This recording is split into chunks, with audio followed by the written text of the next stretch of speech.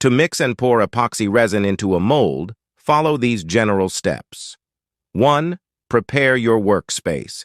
Ensure your work area is clean, well ventilated, and level. Cover the surface with a disposable covering like plastic or wax paper to protect it from spills. 2.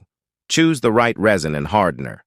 Epoxy resins come in various formulations with different curing times and properties. Make sure to use the correct resin and hardener ratio specified by the manufacturer for your project. 3. Measure the resin and hardener. Use accurate measuring tools, such as graduated mixing cups or a digital scale, to measure the resin and hardener according to the recommended ratio. 4. Mix thoroughly. Pour the measured resin and hardener into a clean mixing container. Stir the mixture slowly and consistently for several minutes, scraping the sides and bottom of the container to ensure thorough mixing. Avoid introducing air bubbles into the mixture as much as possible.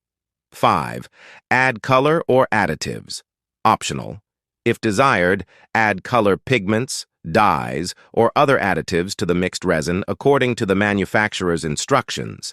Mix thoroughly to distribute the color evenly. 6. Pour the resin into the mold. Slowly pour the mixed resin into the mold, starting from one corner or edge to minimize air entrapment.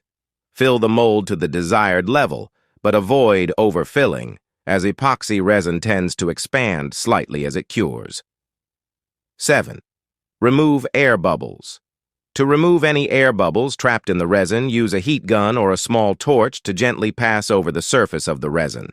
Alternatively, you can lightly blow on the surface with a straw or use a toothpick to pop large bubbles. 8. Cure the resin.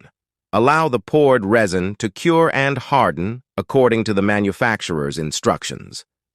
This typically involves letting it sit undisturbed at room temperature for a specified amount of time. Avoid touching or moving the mold during the curing process to prevent distortions. 9.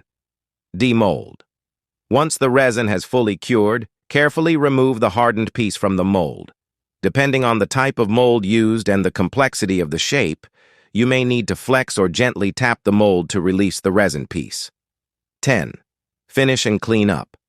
After demolding, you can sand, polish, or apply additional finishes to the resin piece as needed. Clean up your tools and workspace using appropriate solvents or cleaning agents recommended for epoxy resin. Always refer to the specific instructions provided by the man.